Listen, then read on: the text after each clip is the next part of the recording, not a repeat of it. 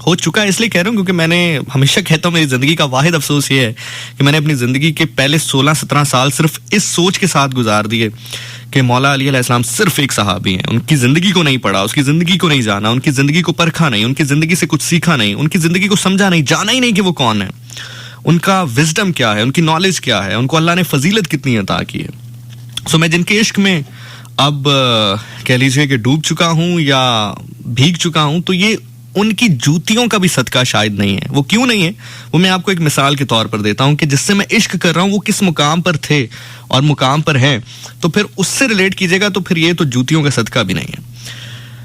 तो जनाब मन मौला अली अलैहिस्सलाम के पास एक शख्स आया और उसने कहा, अब ये साथ साथ जो मैं आपको न्यूमेरिकल फॉर्म बताता जाऊं प्लीज इसको लिखते जाइएगा साथ साथ, ठीक है, क्योंकि टाइम कम है तो मैं रिपीट करता रहूंगा आपके लिए, ताकि चूंकि ये कॉपी पेंसिल मैंने इसलिए कहा था ताकि आपको समझ में आए बात।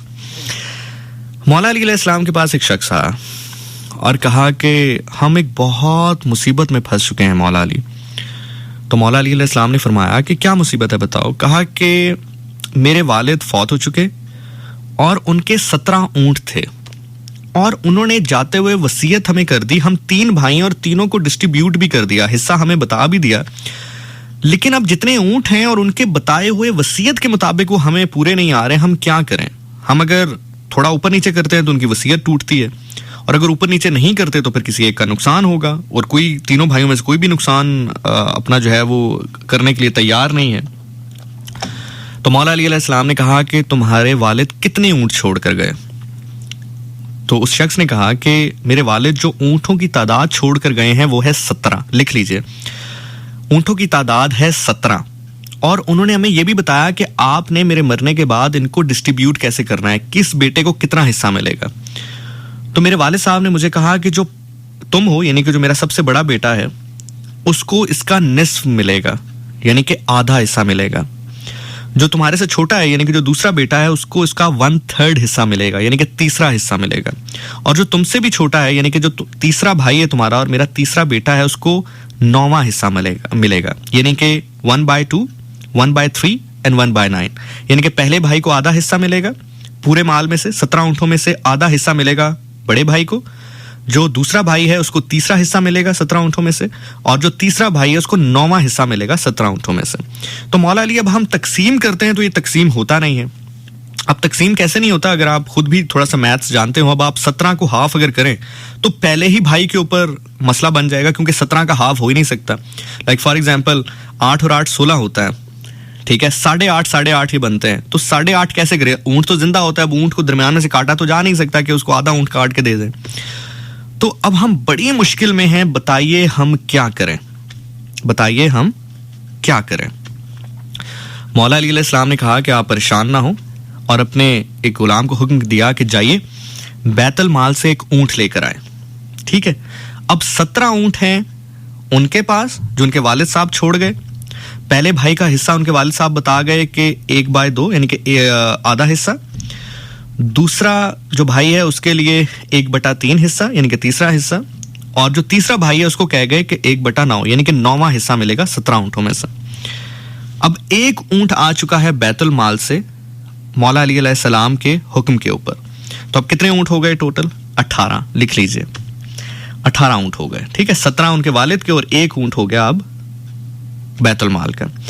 अब अगर आप सिंपल मैथमेटिक्स जानते हो तो 1/2 मल्टीप्लाई बाय 18 क्योंकि 18 ऊंट हैं, ठीक है, 1/2। अब पहले भाई का हिस्सा अगर आप निकालते हैं 1/2 लिखें, मल्टीप्लाई का निशान डालें और आगे 18 लिखें क्योंकि अब ऊंट 18 हो चुके हैं, तो 2 9s are 18 हो गया, 2 1s are 2, 2 9s are 18, 9 multiply by 1 9 यानी कि पहले भाई को मिलेंगे 9 ऊंट।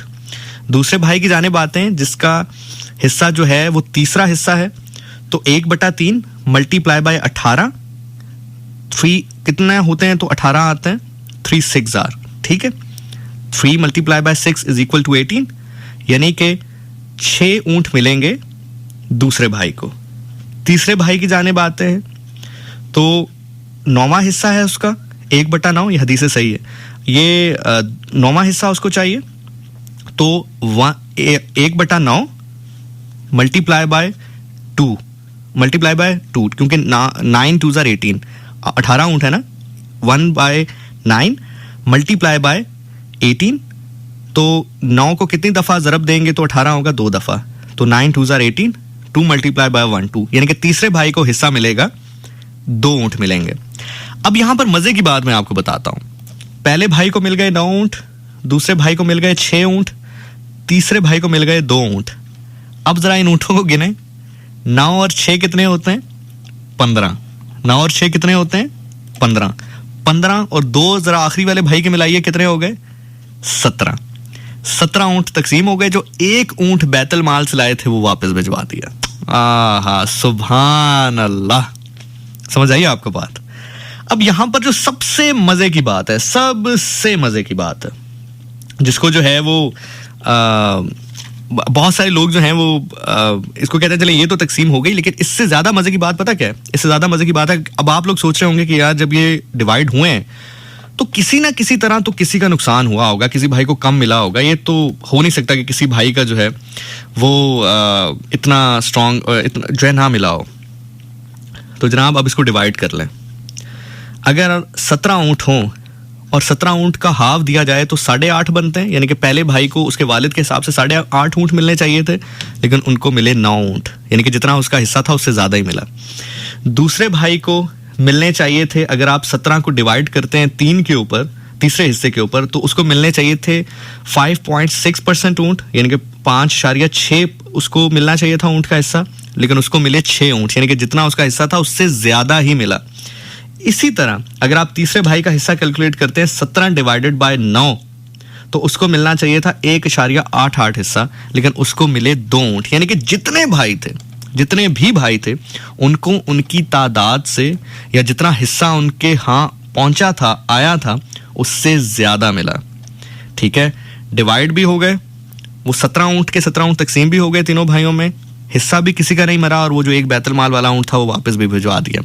अब ये याद रखिएगा कि इस दौर में, जिस दौर में मौला अली अलैहिस्सलाम ये कर रहे हैं, क्योंकि अभी मैं कुछ कमेंट्स देख रहा हूँ, बहुत सारे लोग कह रहे हैं कि हमारा मैथ्स कमजोर है, लिख भी रहे हैं तो आपको समझ नहीं आ रही, या कैलकुलेटर भी है। अब उस दौर में देखें जनाब, कैलकुलेटर नहीं है, कंप्यूटर नहीं है, कोई और ऐसी धात या कोई ऐसा आला मौजूद नहीं है जिसके ऊपर एक कुलिया लगाया जा सके, जिसके ऊपर ये फॉर्मूला लगाया जा सके।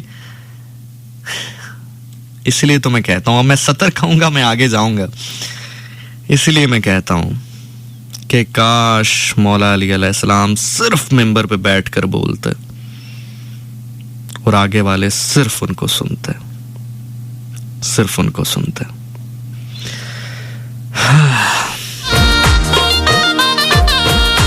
हाय हाय, बाहर कैब जनाब,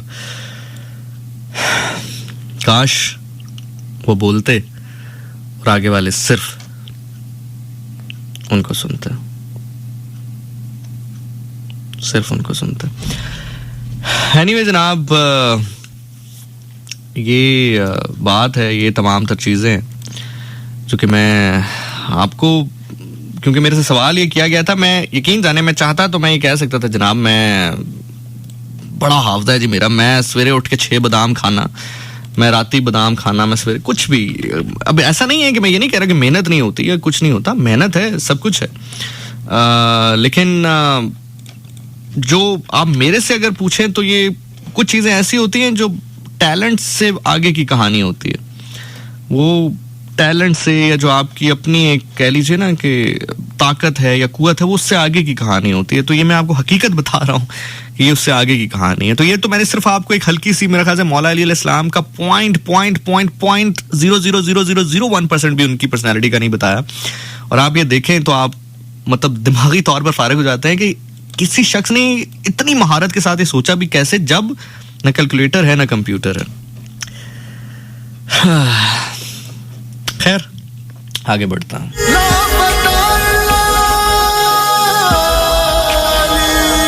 इसलिए कहते हैं अली इमाम मनस्तो मनम गुलाम अली, हजार जाने गिरामी फिदाए।